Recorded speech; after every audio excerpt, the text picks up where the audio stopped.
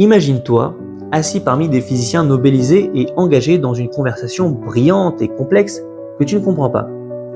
Tu te sens invisible et insignifiant, et dans cette image, ton intellect est un réceptacle encore vide, tandis que la discussion représente la lumière infinie, trop intense pour que tu puisses la contenir.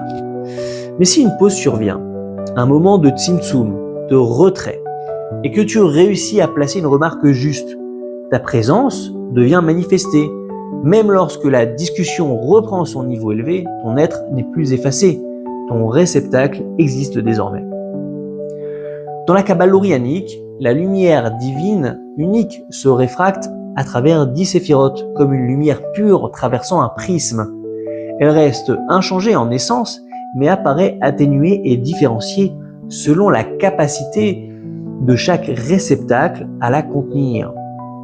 Plus une séphira est éloignée de la source, et plus elle devient limitée, teintée, parfois harmonieuse et pleine d'amour, et parfois sévère, pleine de jugement. À un stade primitif, ces séphirotes étaient isolées, sans lien entre elles. On appelle ça le monde des Nekudim. Les 7 séphirotes inférieures, liées aux émotions, étaient trop fragiles pour supporter la lumière. Elles se brisèrent. C'est la célèbre Shvirat HaKelim, la brisure cosmique.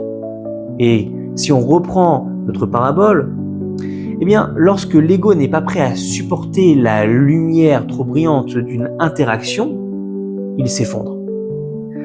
Mais lorsque les réceptacles se brisèrent, des étincelles de lumière restèrent piégées dans les fragments, comme un verre fin brisé par l'eau bouillante, mais dont les morceaux gardent la chaleur. Ces fragments tombèrent dans le monde matériel, emportant avec eux ces étincelles d'infini. Notre tâche spirituelle est alors le tikkun, retrouver ces étincelles dans la matière, dans les relations humaines, dans nos expériences, et les élever vers leur source. C'est aussi un travail intérieur, réparer son propre réceptacle, afin de pouvoir contenir davantage de lumière sans se briser. Ainsi, l'intensité brusque, comme par exemple celle de notre jeunesse, doit être transmutée en maturité relationnelle. La réparation ne consiste pas à étouffer l'intensité, mais à lui offrir une forme capable de la porter. C'est la guérison véritable, transformer la brisure en capacité.